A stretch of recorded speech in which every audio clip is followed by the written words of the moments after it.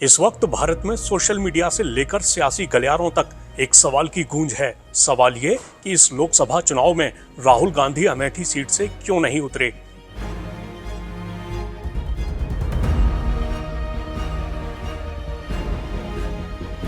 क्या इसलिए कि रायबरेली की सीट अमेठी की तुलना में कांग्रेस के लिए ज्यादा सुरक्षित दिख रही है, या फिर वजह कुछ और है। चलिए हर बड़े पहलू को टटोलकर इस सवाल का असल जवाब तलाशने की कोशिश करते हैं। उनके सारे चेले चपाटे कह रहे थे अमेठी आएंगे, अमेठी आएंगे, लेकिन अमेठी से भी इतना डर गए, इतने डर गए, वहां से भागकर अब रायबरेली में खोज रहे हैं रास्ता।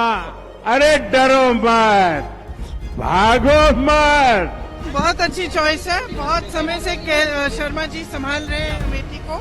आज अमेठी में चुनाव में वोट पड़ने से पहले ही एक इतिहास रच चुका है। राहुल गांधी जब साल 2019 में अमेठी से लोकसभा चुनाव हारे थे तो वो केरल की वायनाड सीट की वजह से सांसद रह पाए। कुछ वक्त पहले कहा गया था कि राहुल 2024 में यूपी की किसी सीट से चुनाव लड़ना नहीं चाहते, क्योंकि वो यहाँ से जीत भी गए तो भी उनके लिए वायनाड छोड़ने का फैसला मुश्किल हो जाएगा। उस दौरान ये बात सामने आई कि राहुल ने वायनाड सीट छोड़ी तो उसका असर केरल के आगामी विधानसभा चुनाव में दिख सकता है। उधर प्रियंका गांधी को लेकर भी खबर आई कि वो भी अमेठी या रायबरेली से चुनाव लड़ना नहीं चाहती। यहाँ एक दलील ये भी दी गई कि कांग्रेस नहीं चाहती कि उस पर चुनावी सियासत में परिवारवाद का आरोप लगे। ऐसे में इस बात पर चर्चा शुरू हो गई कि अगर गांधी परिवार से कोई हिंदी पट्टी में चुनाव नहीं लड़ेगा तो कांग्रेस को क्या ये भारी नहीं पड़ेगा। जब इसी चर्चा ने जोर पकड़ा तो रायबरेली और अमेठी को लेकर राहुल का नाम सामने आने लगा। लंबे सस्पेंस के बाद आखिरकार कांग्रेस ने ऐलान किया कि वायनाड से चुनावी मैदान में उतरे राहुल रायबरेली से भी चुनाव लड़ेंगे। वहीं कांग्रेस ने इस बार गांधी परिवार के करीबी माने जाने वाले किशोरी लाल शर्मा को अमेठी लोकसभा सीट से चुनावी मैदान में उतार दिया। शर्मा वो प्रमुख व्यक्ति हैं जो कांग्रेस के लिए अमेठी के साथ साथ रायबरेली के कामकाज को भी संभाल चुके हैं। इस चुनाव में लंबे वक्त बाद ऐसा पहली बार होगा कि अमेठी लोकसभा सीट से गांधी परिवार का कोई व्यक्ति चुनावी मैदान में नहीं होगा। साल 1999 में सोनिया गांधी ने यहाँ से लोकसभा चुनाव जीता था। फिर साल 2004 के चुनाव में वो रायबरेली चली गईं और राहुल गांधी अमेठी से चुनाव लड़े और जीते भी। आजादी के बाद से कांग्रेस ने अमेठी और रायबरेली दोनों सीटें ही 3-3 बार ही हारी हैं। साल 1977 में आपातकाल के बाद हुए चुनाव में इंदिरा गांधी रायबरेली से हार गई थीं। इसके बाद 1996 और 1998 के चुनाव में भी कांग्रेस इस सीट पर हारी थी, मगर उसके बाद से यहाँ अभी तक कांग्रेस नहीं हारी। साल 2019 के चुनाव में भी यहाँ कांग्रेस की सोनिया गांधी ने जीत दर्ज की थी। फिरोज गांधी ने 1952 और 1957 में रायबरेली से चुनाव जीते थे। वहीं इंदिरा गांधी ने 1967 में इस सीट पर जीत दर्ज की। उनको 1971 में भी यहाँ जीत मिली, लेकिन 1977 में वो यहाँ से चुनाव हार गईं। फिर साल 1980 में इंदिरा यहाँ से एक बार फिर जीती, मगर मेडक सीट से भी जीतने पर उन्होंने रायबरेली को छोड़ दिया। बात अमेठी की करें तो कांग्रेस 1977 और 1998 के चुनाव यहाँ से हार चुकी है। इसके अलावा 2019 में भी ये सीट गंवा चुकी है, जब राहुल गांधी बीजेपी की स्मृति ईरानी के सामने चुनाव हार गए। अमेठी सीट से सोनिया और राहुल से पहले संजय गांधी और राजीव गांधी भी सांसद रहे थे। चलिए अब आपको इस मामले पर हो रही सियासी बयानबाजी भी सुनवा देते हैं। मैंने तो पहले ही कहा था कि इनकी बड़ी ने, मैंने पार्लियामेंट में कहा था, तब तो चुनाव को 2 महीने की 3 महीने की देर थी।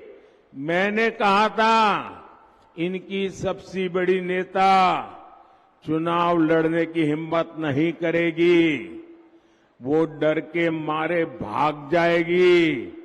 और वो भाग करके राजस्थान गई और राजस्थान से राज्यसभा में आई, और हुआ भी यही।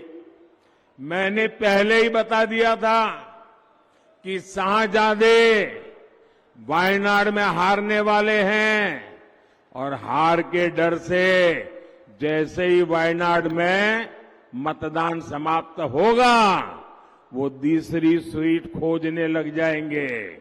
और अब दूसरी सीट पर भी उनके सारे चेले चपाटे कह रहे थे अमेठी आएंगे, अमेठी आएंगे, लेकिन अमेठी से भी इतना डर गए, इतने डर गए, वहां से भागकर अब रायबरेली में खोज रहे हैं रास्ता।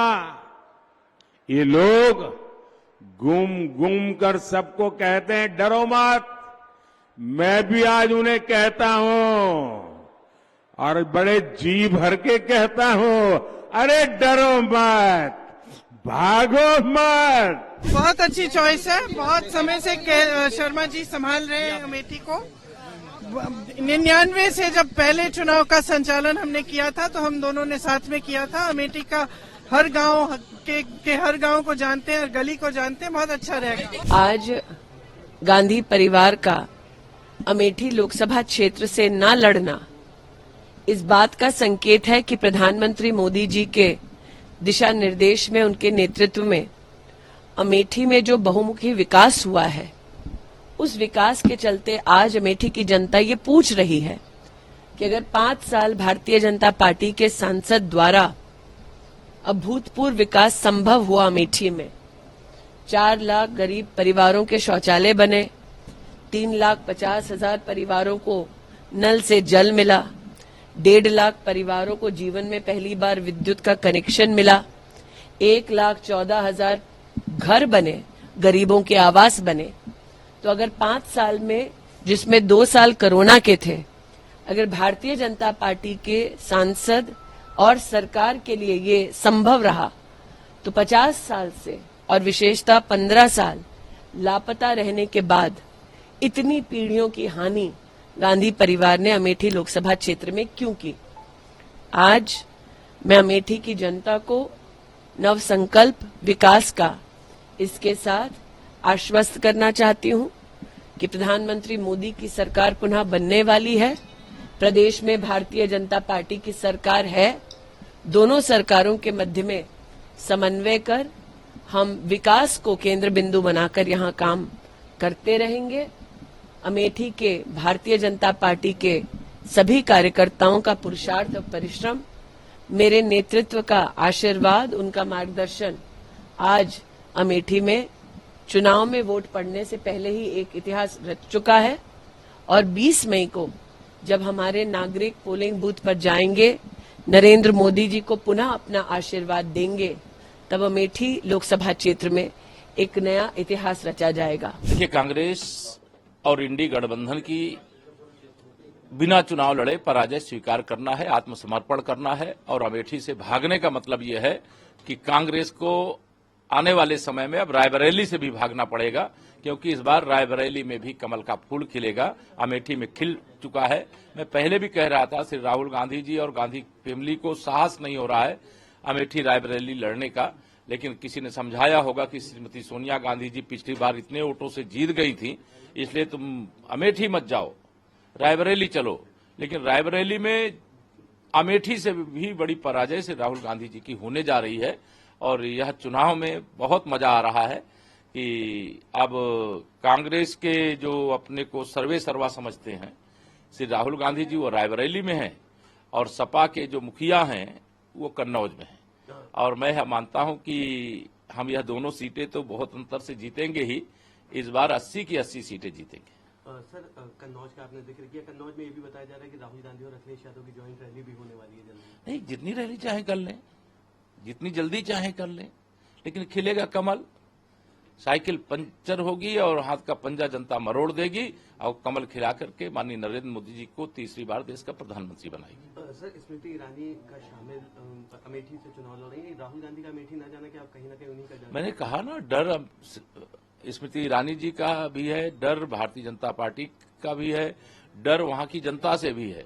और उनको ये मालूम नहीं है कि जिस स्थिति में वो 2019 में अमेठी से हार करके गए थे, उससे भी खराब स्थिति कांग्रेस पार्टी की इस समय रायबरेली में हो चुकी है। देखिए, अमेठी से केएल शर्मा को लड़ाना ठीक इसलिए था कि 1991 में जब वहां राजीव जी आए तो कैप्टन सतीश शर्मा उनके साथ आए और तब से केएल शर्मा उनके साथ थे। तो वो अमेठी में एक एक घर, एक एक परिवार, एक एक कार्यकर्ता को जानते हैं। अब बात रही रायबरेली की, तो परंपरागत रूप से रायबरेली से सीनियर मेंबर जो होता है परिवार का, फिरोज गांधी साहब के बाद इंदिरा जी ने यही इंदिरा जी के बाद जब सोनिया जी आई तो अमेठी में राजीव जी की सीट पे आई, लेकिन जब राष्ट्रीय अध्यक्ष बनी तो वो आ गई रायबरेली और राहुल जी ने शुरू किया अमेठी से। अब इस समय हमारे सर्वोच्च नेता अगर कांग्रेस में कोई है तो राहुल गांधी है। तो वो अपने अमेठी आ गए, अमेठी से यहाँ आ गए। अब वहाँ से परिवार की ही तरह एक सदस्य चुनाव लड़ रहा है।